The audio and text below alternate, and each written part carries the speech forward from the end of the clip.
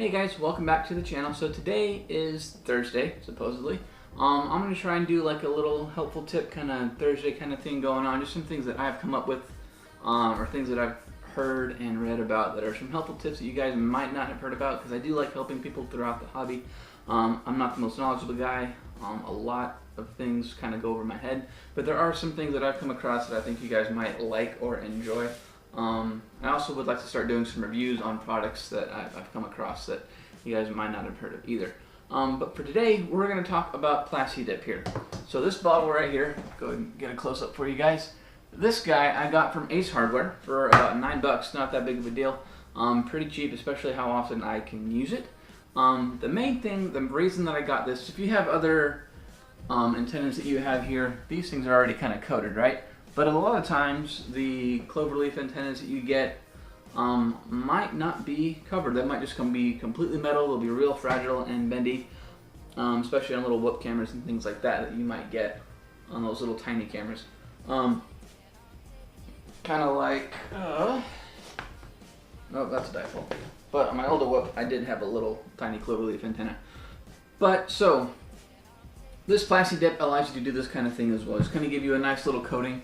Obviously this is how it came, and I kind of wanted to do the same thing, because on this America Racer right here, I have this little cloverleaf that's just kind of sticking out there, and it came completely naked, just metal, and I was kind of really worried about it, because I figured, you know, as fast as this thing goes and it takes a lot of tumbles, this is going to snap eventually. So I go ahead, I went and picked this stuff up from Ace, like I said, and it's pretty simple to use. Some other things, we'll go ahead and just keep talking about it.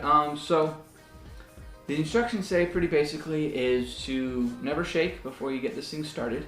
What you want to do is you just pop it open, and then you can use any screwdriver, especially we have hex drivers. These are perfect for that kind of use. You want to just kind of stir it a little bit to get rid of any bubbles that might be in there. Do not shake it, because that does produce bubbles, especially when you get something that's a little bit bigger that you want to dip, like I did here with this little nut tool. So I kind of encased it there to make it a little bit more grippy and make it a bit just more easier to use. But yeah, so I kind of dipped this thing as well. So when you have bigger objects like this, you want to make sure that you get rid of all the air bubbles. That way this thing kind of comes out nice and clean like this one did.